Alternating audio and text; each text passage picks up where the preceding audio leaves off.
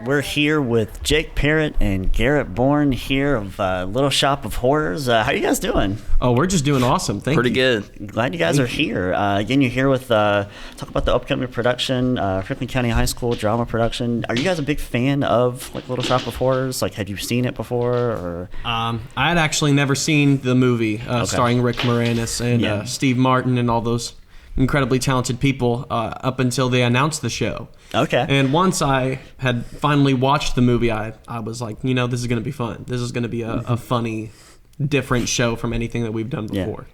I'll date myself just a little bit. I watched this show in probably 1995 or 1996. I can't remember, at Franklin County High School. It was 1996. My brother was the puppeteer for the big plant. Really? Yeah, so I was his little brother there supporting him. That's a big job. So it's definitely my favorite show to watch. Really? Just because I saw that. So I'll be there opening night, supporting you guys. And, thank you. Seeing how you do. So tell us a little bit about yourselves. Garrett, you start us off. Have you guys been involved in drama before?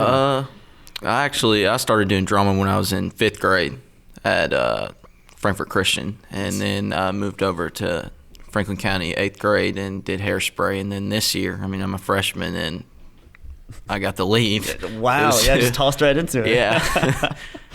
Cool. That was pretty surprising. What about you, Jake?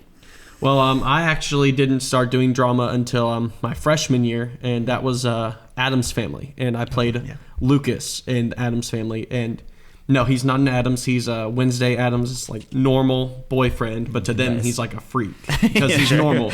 And it wasn't until sophomore year when I really fell in love with it because I played Donkey in Shrek the Musical. Oh, and nice.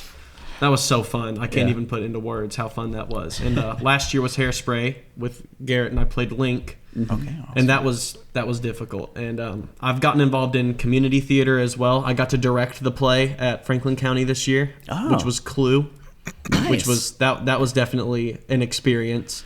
And this year is my last show at Franklin County, and I'm playing Orin Scrivello, DDS, which was originally played by Steve Martin in the movie, and it's very difficult to have those sort of iconic roles like Eddie Murphy as Donkey, Steve Martin as the dentist, because it gives me the job of having to come to terms with I don't need to mimic them, I need to be my own character, and that way you don't have to live up to any kind of expectations. Right, like kind of create your own version of the character instead of leaning too heavily on what's come before.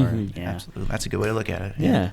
So give us a little preview of the show. Kind of tell us, like, pretend our viewers have never heard of Little Shop of Horrors. Kind of take us through that. Well, it's definitely going to sound weird when we put it into words without any kind of context, but it's essentially about just a sort of community of poor people. They live in Skid Row, which is just destitute, poor, like the slums, the projects, places like that.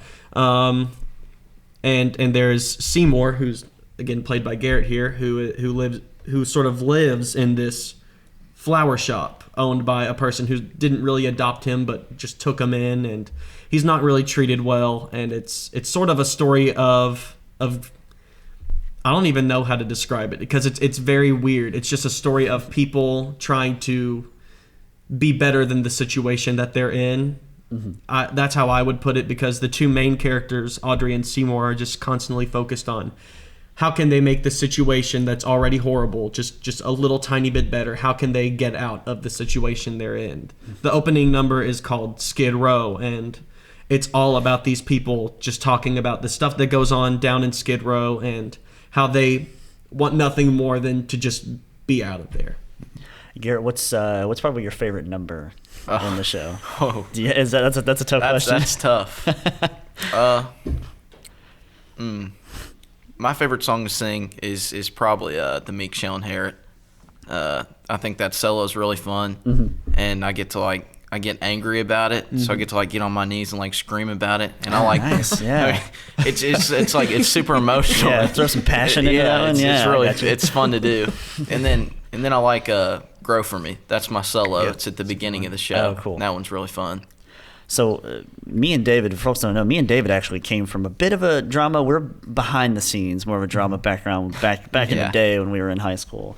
So we kind of know what goes into putting a production like this on a little bit, but for folks that don't know, give us a little bit of what that's like. Oh, well, if you ask me, this show is very different from any show we've done before because of course it's very character heavy, and that makes it more centered around the acting aspect and putting acting into your singing. But if you ask me, the show is really just, I'd say the stars of the show is the tech and the technical aspects of the show. The props, the giant puppet that we put on the stage, the people who are working the puppet from inside and off of the stage. Yeah.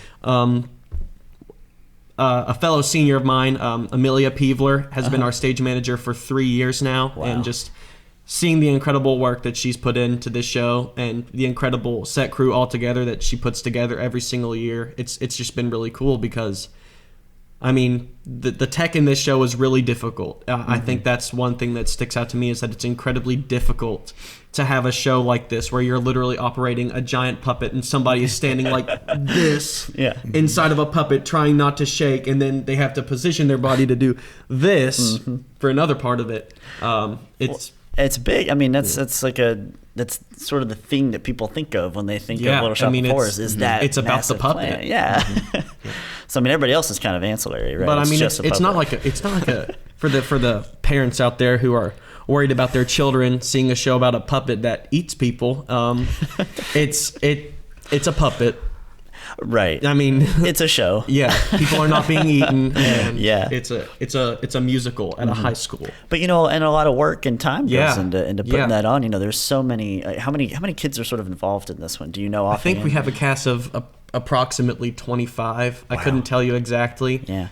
And you've got folks in the we pit have tech, as well. yeah. You have tech, pit, and then yep. Well, the pit is actually it's sort of like a rhythm orchestra, so we don't have cool. we don't have trumpets and all these brass instruments and saxophones. We just have 2 keyboards that have sound settings, a drum, bass, acoustic/electric guitar. Wow, are those students or are these paid? Students and teachers. Great. So it's not cool. It's not paid at all. It's just people doing it out of just a genuine love for performing. Awesome. Well, we've got the little thing pulled up on our laptop. That's from your all's Facebook page, the graphic. Take us through the time and dates for the show so people know when to go and where to go. All right, so we have March 19th through 21st at 7 o'clock. It's in the FCH. It's at Franklin County High School in the auditorium. And then the 22nd at 2 o'clock, that'll be Sunday, same spot. Your matinee show from the Sunday. Yeah.